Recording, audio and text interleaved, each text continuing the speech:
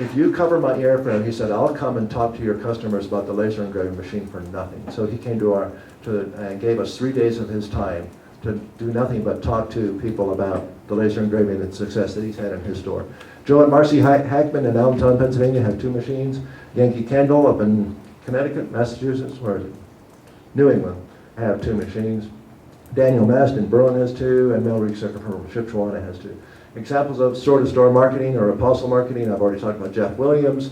Paul Dixon, you want to put your hand up, Paul? Paul is another what I call apostle marketer.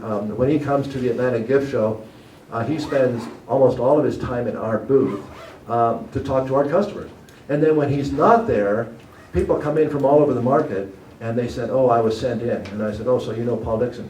And so that's what I call an apostle marketer. Joe Hackman, Allentown, Pennsylvania, use of website, downloading current files, communicating with other laser centers. We have a blog site up there for that. Tech support, we have what's called Log Me In, so that if you have trouble with your computer, you talk to Franklin or to Alex, and they will do a Log Me In, go right inside your computer, move your mouse around, and figure out how to, and it's all secure, so you don't have to worry about getting into other files. And they will help you with your laser system in that way. Future use of website, I talked about lessons we have learned. Don't put us in a cattle chute. What do I mean by that? You can be overexposed with a laser engraving machine. We got into a large theme park in Branson called Silver Dollar City. And they gave us the best location in the park, their entrance. And all it was a cattle chute. You know, all they wanted to do was get into the park, and at 5 o'clock at night, what did they want to do? Get out of the park. So don't put your machine in a cattle chute. Also, don't put it in a warehouse. Literally, I don't know how many people have said, oh, this machine doesn't need to be on the floor. We'll put it into the warehouse, and then we'll bring the product out. And they don't get it, because this is a roller coaster for your store. This is turning you into a Disney. This is, smoke and fire and all kinds of excitement. This is experiential. Retail is about experience. It's no brick and mortar without retail, brick and mortar without experience. You may as well just have a website. And so people that say we're going to put this into a warehouse don't understand that if you're not an experiential retailer, better close the doors.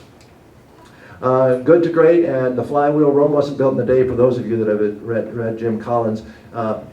You can't develop a business overnight, and whether it's a laser engraving or any other business. And that's why we had that 2-year contract, because the first 6 months, it's a little bit like pulling teeth in a way. There's a lot of things you have to learn. You're in there the first day, you have people wanting it, you really don't know how to operate it, and there's a lot of frustration. And we found that out ourselves, and you're going to find that out. But after you get, and for some it's not even 6 months, some it's 3 months, some it's 1 month, some it's a year. But if you approach this properly, this is a very sound business model, and it's been proven over many, many times.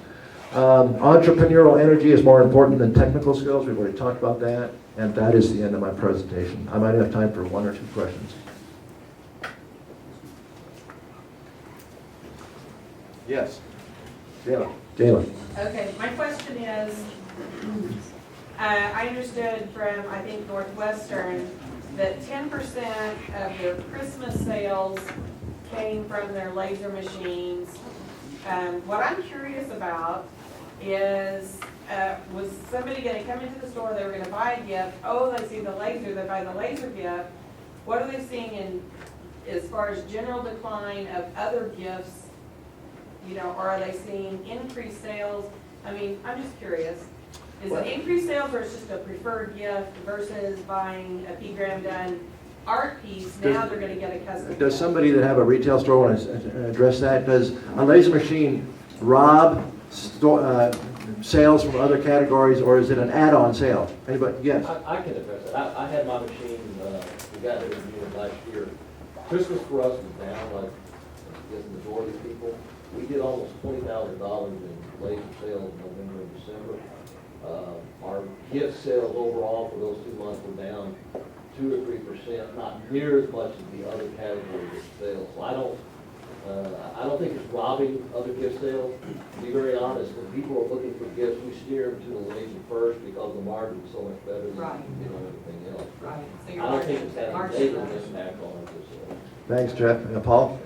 And just another thing on that, it brings another customer into your store. And we have people that would have driven a couple hours to get to our store, and while they're there, they shop for other things. Occasionally, you do trade off another gift, but as Jeff said, it's a better margin. We'd rather sell a laser item. There was another question in the back of the room. Somebody else? Yes.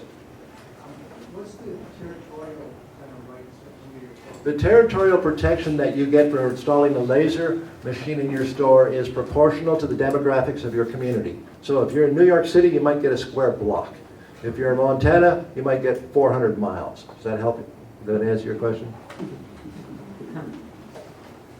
Anybody else? All right, thanks so much. You've been a great audience. Take a break. And I believe, 10 minutes, we'll be back again, Joe? Is that correct?